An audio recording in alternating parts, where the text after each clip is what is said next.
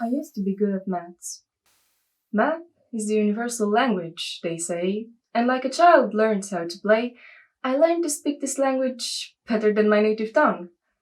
Of course, with eyes so bright and mind so young, I couldn't possibly imagine what hidden dangers math would bring in school through strangers who spoke a different language than I did, one more physical, more violent, and so I hid. Still, I loved numbers and I sure loved being one. Number one prize always, number one in class. Then I'd start to run. Knowledge is power. But I didn't feel so powerful all those times I had to cower.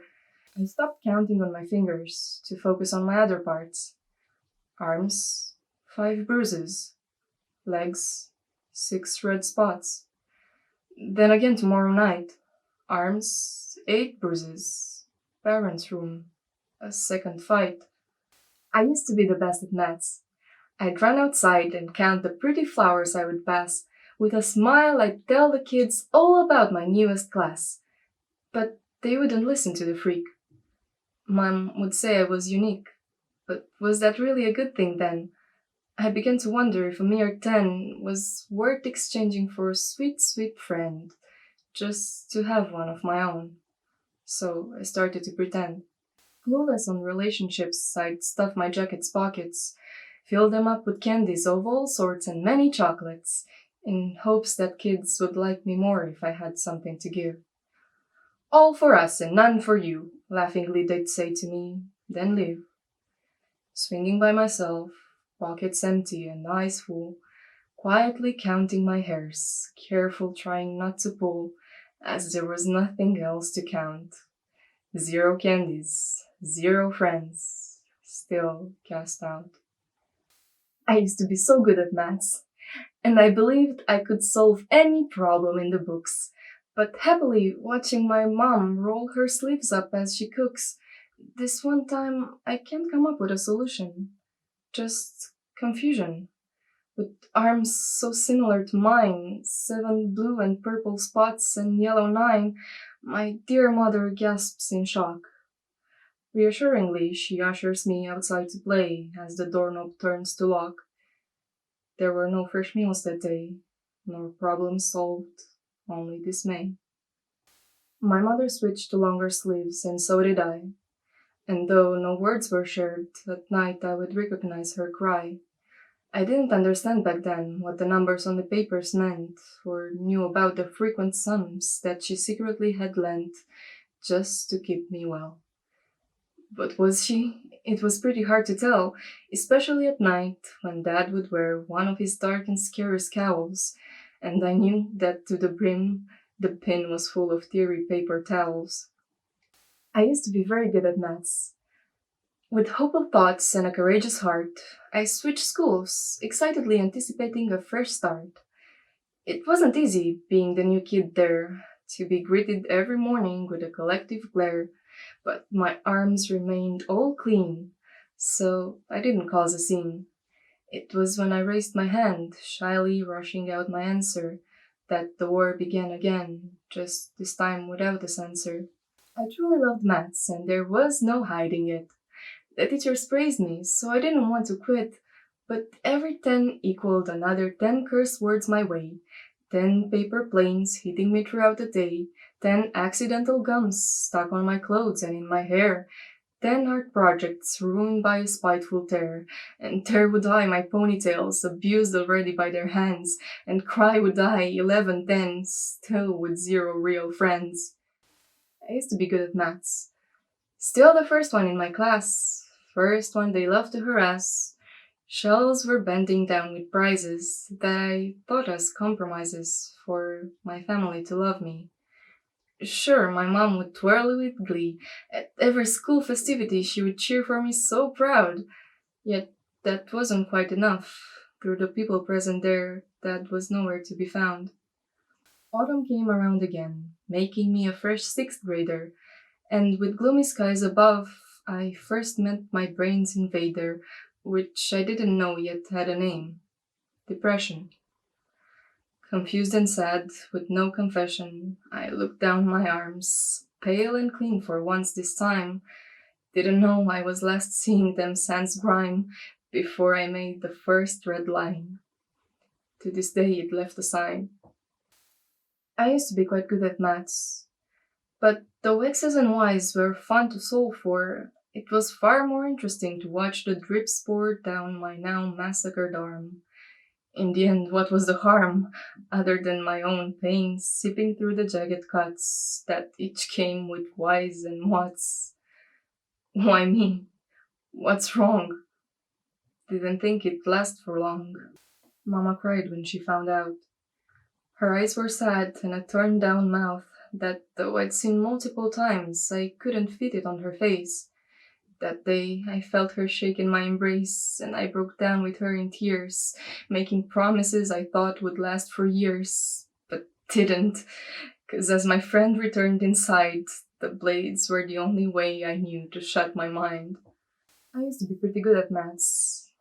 Desperate and lonely, I befriended all my demons, who sinisterly whispered me hundreds of reasons why I shouldn't study anymore. At first I laughed, tried to ignore all the dirty names they called me, just like all the ones before. On my knees at night, hands clasped in prayer, I'd implore for the pains to end already, tired of wiping my eyes. But once more, I received no answer from the skies. Life then gave me other problems, which I didn't know to solve. I knew X's, Y's, and Z's, but why was father always trying to dissolve his own problems in funky smelling liquors that didn't come with funny stickers like my own sweet soda bottles? I once tried to ask for cuddles, but his feet wobbled way too much and the smell struck me in place. But mostly, the way he looked at me wasn't how I knew his face. I used to be quite good at maths. I would read the clock and wait for my 6 p.m. cartoon. I was proudly never late, till that evening filled with noises, which didn't suit my parents' voices. The room reeked of a strange smell, while my mom would beg and wail for my dad to free the dog's neck. "I'll kill you too," he shouted back. That was the first I ran from home, shaved my clothes into a dome, and walked out the door all white. Knew my mama raised me right, but him knew I could do without. So I made a plan, and in mind I had no doubt, and for a while I stuck to it, until mom found me, her lips split. I used to be okay with maths. Now, the only things I knew to count were the blooming scars slowly flowing down my body, trapping me behind the bars of never showing skin again. I wasn't proud, but I did it anyway, every time my thoughts got loud. In the kitchen by the bin, bottles stood empty in line. All their shapes I learned by heart: beers, gin, whiskey, wine. And I knew by counting that each day they'd multiply. And though mom would greet me smiling, I could read the obvious lie. My obsession with the numbers only got way worse from there. Homework piled up in a corner without so much of a care, and the voices in my brain got aggressively much worse. "Kill yourself," they shouted at me with no remorse. Harsh, painful, and cold. What I did, though, was rather bold. They thought they'd hurt me, but I chuckled bitterly instead. They didn't realize for ages I'd been already feeling dead. I used to be good at maths, or so I thought. When finals came around, I did my best. Confidently, I aced my first test, but got stuck on the second. Must be just this equation, I reckoned. But when the results came in and my teacher shook her head, I instantly felt cold and filled from head to toe with dread, 'cause for the first time ever, I wasn't the first in math, nor the second, third, or 10th, meaning I had failed my path. Perhaps I had gotten worse with numbers, but as inside angry darkness raged in thunders, I calculated in my brain the only thing I was still sure of. Average equaled failure. Soon then I began to cough. As my chest constricted and the air became too thick, I dizzily bent over, preparing to be sick, and when newly discovered numbers poured out of my mouth that day, I met another demon, and in my ear he whispered, "How much do you weigh?" I used to be average at maths, and when high school came around, I wasn't scared. I faked a smile, thoughts still quietly unshared, and pulled my sleeve down as I shook each classmate's hand. All different to mine, clean, steady, and tanned, proof of happy summer stories, filled with sun and way less worries than I had. I pushed the jealousy aside, and when asked about my holiday, I swiftly lied. Freshman year brought me laughs. Sure, I still wasn't good at maths, but I did make a few friends which didn't mind my average grades, and for a while, through all the smiles, I forgot about the blades I still carried in a tin box in my bag. It was when my mom would nag that the bracelets grew in number while she dreamt away in slumber. I used to be good at maths. Granted, it was long ago. Used to be the number one, perfect 10 marks to my name. Now a stranger in my book, filled with numbers not the same as the perfect scores I knew. Single digits in my record would now queue. The one most present was a 4, and staring down at it, I swore I wasn't gonna finish school. I started to believe my demons when they'd say I was a fool. The fours were everywhere around. My address, birthday, tests, the cloud that was looming over me, destined to always rain down on the mess of my parade I was leading with a crown made of spikes and knives and swords, which I highly held towards an abrupt and dark abyss. Funny how it looked like this. I used to be good at maths, though nobody believes me now. My grades lowered as the days I skipped school grew, stuck in an everyday routine of shamelessly going to spew everything I had to drain down the toilet in the shower, be it blood or tears, or to charge with newfound power I discovered when a dinner didn't sit right in my stomach one damn night. Now I can hardly bring myself to face my reflection in the light.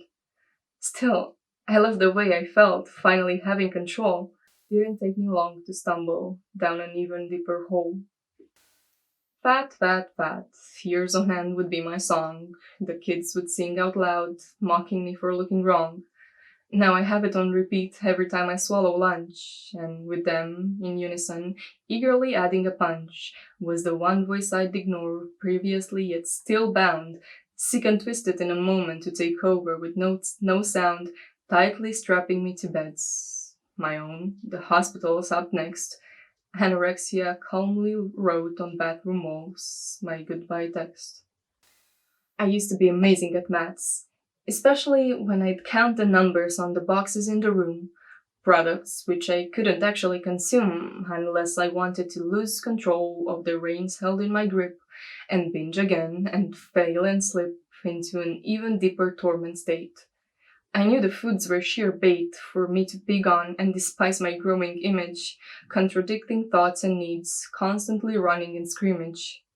I realized one night, stumbling upon some books, that despite the numbers I obsessed over for looks, my math skills were poorer than my ever empty fridge.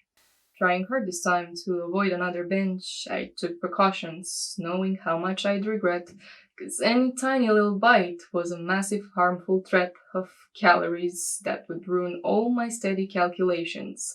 So I tightly shut my mouth, giving into ill fixations. I used to be good at maths.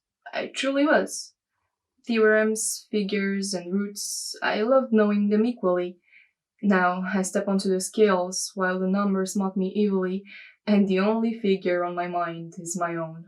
Desperately, I pull my skin to see a bone that I know is not supposed to stick out so damn much. Yet sickly, I praise myself for the way it feels to the touch. I'm doing good, I tell myself as my own reflection shakes. I don't mind it, I decide, 'cause I know it's what it takes. The roots of numbers are long forgotten in a distant locked up file. Now the only roots I care for are my thinning ones as I violently cough up bile, since the only pie I know is the one my mother made me, noticing how little food has been passing my lips lately. And though I've always loved her cooking, I couldn't bear to feel so full, so the pie came up in chunks, like my hair does in a handful, every time I run my fingers through the poor and damaged locks. Time's ticking down. I read the numbers on the clocks. I used to be good at maths, but now I hate it. Senior was I at last, but school was the last thing on my mind, when the news of the one I consider most beautiful and bright and kind, passing away to a demon far more merciless than mine, reached me on that winter day. At first I wanted to deny. It couldn't be the case for him. He had promised me a dance. He'd come home. I knew there was truly not a chance that the dragon got him too, 'cause I knew he was too strong. So I screamed at them in anger. You're all fools. You got it wrong. Grim condolences poured in return. Cancer took him, I would learn, though I didn't want to learn that. It was far too much to bear. My chest hurt, my lungs couldn't get any more air, and with the dates glaring at me from his cross, I knew my love for numbers on that day was another loss. I would never be the same, and now math wasn't a game. I used to hate maths with a passion. Somehow, passing my exams, I managed to finish high school. It was a scalding summer then, and as my friends dashed to the pole, I stayed behind, dressed up in shame of the body that became my worst nightmare. I was ugly and imperfect from head down, while I watched the pretty people happily rush to leave town to make memories before the next big step of our lives. Though I knew my summer pictures wouldn't make any archives.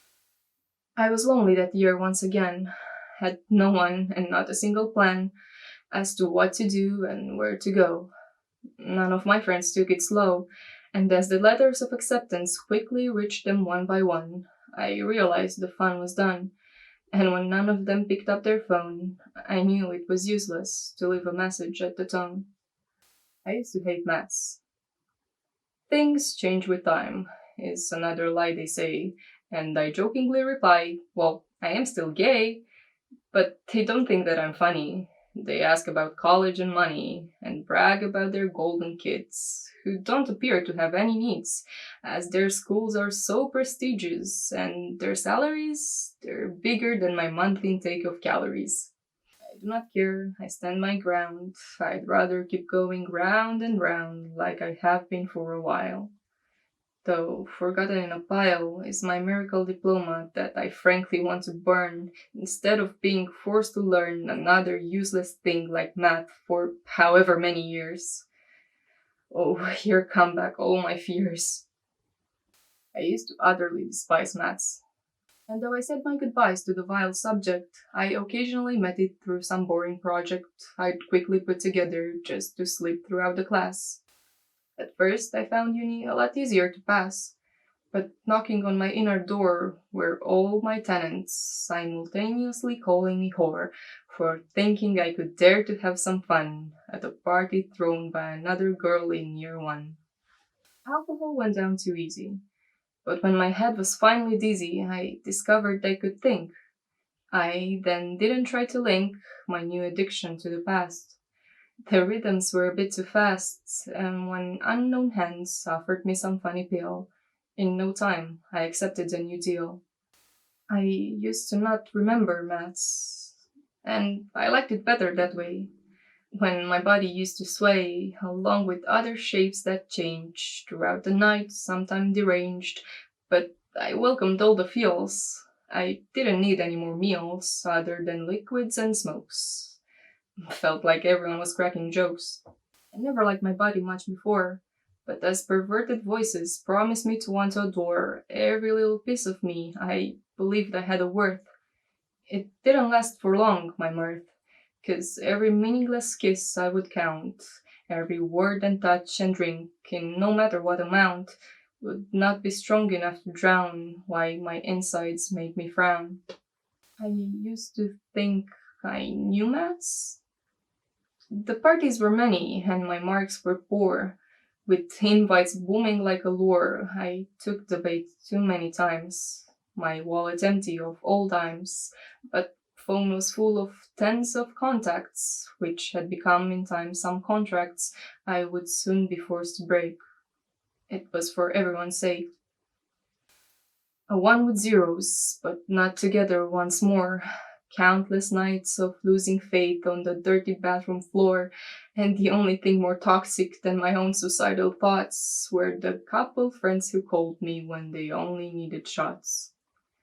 Cutting ties was harder than I would like to admit, though it didn't really faze me when nobody threw a fit. Bound to always be one sided, I accepted my own fate. Happiness and healthy bonds, I could never quite relate. I used to dislike maths. What was the meaning of a circle if it just encompassed one? Ring around the rosy, always center while they spun. The monsters I nest inside me are laughing heartily as I lay in bed awake, thoughts poking me restlessly, and my single effective savior is yet another stupid pill that they all assure me I need, just a couple more to kill. How easy it'd be to swallow the whole bottle in one go. For the spectacle, they tell me, they already bought front row. Don't know how I finished uni, but I don't feel any warm, since with it came other 100 duties my way in a swarm. Traded maths for another language that I can't actually speak.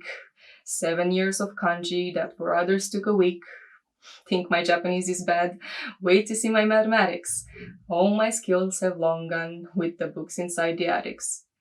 Obsolete I feel like them, bones are aching in retreat, wondering if it's much longer till I truly want to quit. I used to feel sick because of maths.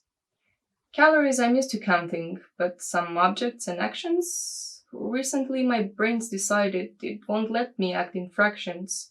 Now record it every time until it feels like it's enough. Satisfy the brand new demon with the others shares a laugh. Obsessive, they say I am, but it's hard for me to focus when I know each object has to be placed in their fixed locus, and I know I cannot rest since I've locked my door 3 times less than I know I need to do it, and my body's tense with stress. Compulsively, I pick my skin, trail of red spots left around, mixing with my old white scars, which I now hate to be found. For all the pity looks they give me, I'd much rather die than bear, feel another hand caress me on the back like they all care. So I pull up all my layers, build more walls against the world, leave in my own space a reject where I can stay tightly curled. I know they're out to get me, mock me for what I've become, laugh at me for all the numbers I can't put into a sum. I used to be good at maths, but now all the X's have transformed into those who left me scars, into all the nasty faces profiting of me in bars, into all my distant exes that I'm still not over yet, into all the let down friends I have failed and now regret, into all the marked down papers I've received with shaking heads, into all made promises that are now hanging by thin threads. And my whys, they're now just that. Whys, why am I being such a brat? I should learn something from maths and decide to be more wise, instead of dumbly fitting into all my demons' crazy lies. I inhale and take some time. I'm so stupid. Lived my life thinking a cupid would find me love in other skin rather than my own, instead of searching deep within. I used to acknowledge maths. Fall's my favorite season. It's quite funny in retrospect, because though lifeless and so gloomy, it offers me the exact reverse effect. It suits my being and gives me hope. And while in search of ways to cope with the darkness left behind, I text one soul. Through this girl, I set a goal to do the one thing I need most: recover. So I make a call and prepare to leave my cover. On my first therapy session, I trembled, clad in my best armor suit, makeup perfectly in place, practiced smile, all bright and cute. My therapist smiled from the door. Sit wherever, couch or floor. And so the pillowed couch became my spot, where I knew I'd be a lot, and tell it all as it is. A request quite hard to please. I used to be unsure of maths. On my second session, I broke down. Didn't dress up in a gown, just came there plain and simple. No more makeup, just my dimple, and my bare cheeks that got soaked up, as did the pillow in my lap. But one thing's true, though cheesy. Recovery is for sure not easy. My therapist then said to me, "Don't know why, but I do feel like you're right." I laughed then, like the woman read my mind, and responded, "You are right. But you're wrong to say I have worth." The woman stared.